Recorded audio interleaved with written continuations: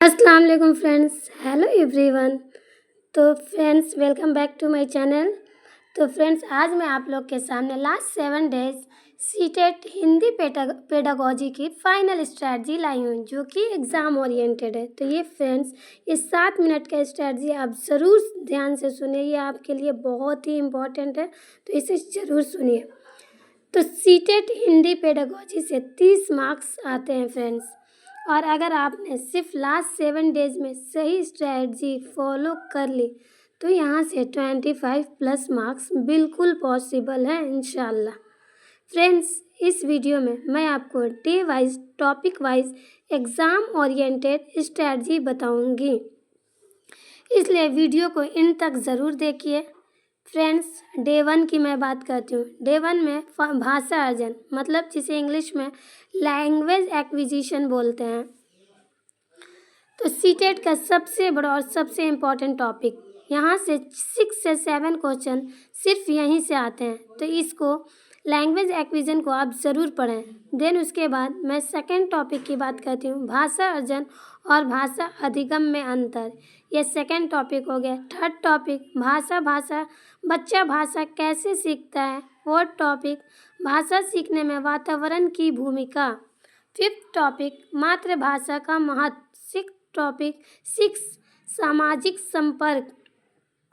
Friends, CTET में सही उत्तर कैसे चुनें, जहां लिखा हो प्राकृतिक प्रक्रिया, बी में लिखा हो बच्चों का अनुभव, सी में परिवार व समाज, ये सब सही है, वही आंसर सही हो जाएगा। मतलब कि प्राकृतिक प्रक्रिया, बच्चे का अनुभव, परिवार व समाज, ये सब सही हो जाएगा। और फ्रेंड्स, गलत माने जाते हैं मतलब कि रटंत नियम पहले दबाओ।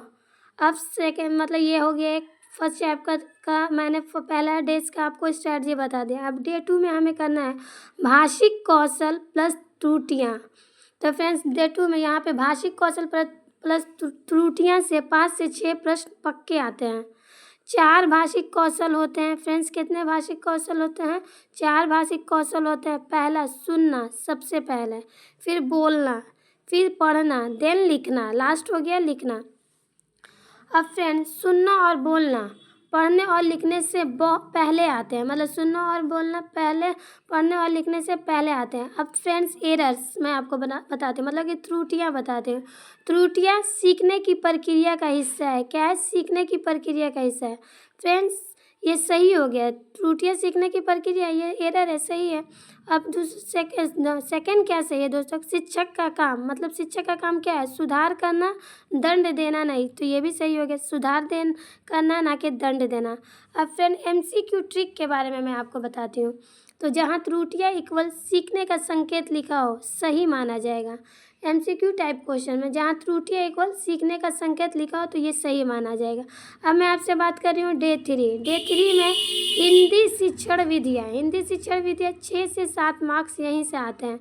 ये इम्पॉर्टेंट मेथड्स है। पहला हो गया भाषा संप्रेषण विधि, दूसरा हो गया कार्यात्मक विधि, तीसरा हो गया आगमन विधि, मतलब कि इंडक्टिव मेथड, चौथा हो गया गतिविधि आधारित शिक्षण, पांचवा हो गया कहानी कविता द्वारा शिक्षण।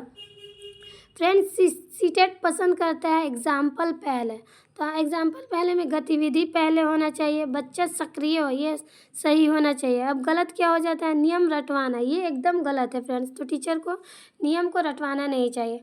अब मैं आपसे डे 4 की बात करती हूँ। डे 4 की मैं पाठ्य पुस्तक, पाठ योजना व TLM, यहाँ से 4-5 क्वेश्चन श्योर आते हैं।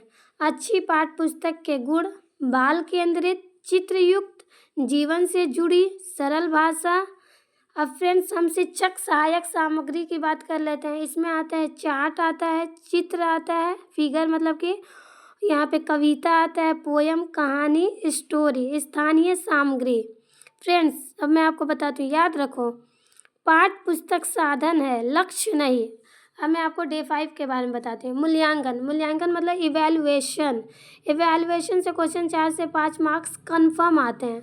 तो टाइप्स मैं इसके बताती हूँ। टाइप्स 1 में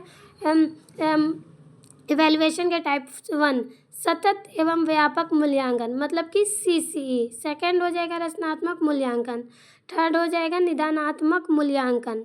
फ्रेंड्स, सीटेट कॉन्सेप्ट, मूल्यांकन सीखने के लिए होता है, सिर्फ अंक देने के लिए नहीं होता है। मतलब मूल्यांकन सीखने के लिए होता है, ना कि अंक देने के लिए। फ्रेंड्स, डर रहित, सुधार पर आधारित, ये सब सही माना जाएगा। अब इसके बाद डे 6 की हम बात करते हैं। बाल केंद्रित शिक्षा प्लस शिक्षक की भूमिका प्लस NEP 2020। डे 6 में आपको बाल केंद्रित शिक्षा प्लस शिक्षक की भूमिका प्लस NEP 2020। नए सिलेबस से सवाल, बाल केंद्रित शिक्षा, बच्चा केंद्र में, शिक्षक मार्गदर्शक, सहयोगात्मक वातावरण, ये हो गया। अब शिक्षक की भूमिका, शिक्षक की भूमिका में पहला हो जाएगा फैसिलिटेटर और सेकंड हो जाएगा गाइड, और गलत हो जाएगा डिक्टेटर। शिक्षक की भूमिका को डिक्टेटर बिल्कुल नहीं करना चाहिए। अब मैं बात करती हूँ NEP 2020, मतलब हिंदी पेडागॉजी। हिंदी पेडागॉजी मातृभाषा में शिक्षा, पहला हो गया। सेकंड हो गया समझ आधारित सीख, और थर्ड हो गया फ्रेंड्स रटन से मुक्ति। अब हम आपके सामने डे 7 की बात करते हैं। तो डे 7 में revision plus PYQ plus confidence करना है। रिवीजन करना है, PYQ करना है, प्लस कॉन्फिडेंस क्या करें, पिछले 5 साल के सवाल। सेकंड में बार बार आने वाले शब्द याद करें। थर्ड में अपनी वीक टॉपिक्स रिवाइज करें। एग्ज़ाम डे रूल में आपको बता रही हूँ, एग्ज़ाम डे रूल में जो सिलेबस में है वही आएगा। एग्ज़ाम हॉल स्मार्ट टिप्स बहुत ज़रूरी। पहले पेडागॉजी सेक्शंस अटेम्प्ट करें, सेकंड में एक्सट्रीम ऑप्शंस हटाएं, थर्ड चाइल्ड फ्रेंडली ऑप्शन चुनें, फोर्थ ओवर थिंकिंग ना करें, फिफ्थ फर्स्ट इंस्टिंक्टिंग पर भरोसा करें। तो फ्रेंड्स, अगर आप सीटेड हिंदी पेडागॉजी में सिलेक्शन श्योर करना चाहते हो तो इस स्ट्रेटजी को लास्ट 7 डेज सिंसियरली फॉलो करिए। वीडियो पसंद आए तो लाइक करें, शेयर करें और सब्सक्राइब ज़रूर करें। कमेंट में लिखिए हिंदी पेडागॉजी रेडी। मिलते हैं अगले वीडियो में। तब तक अपना ख्याल रखिए। Take care. अल्लाह हाफिज़। शुक्रिया।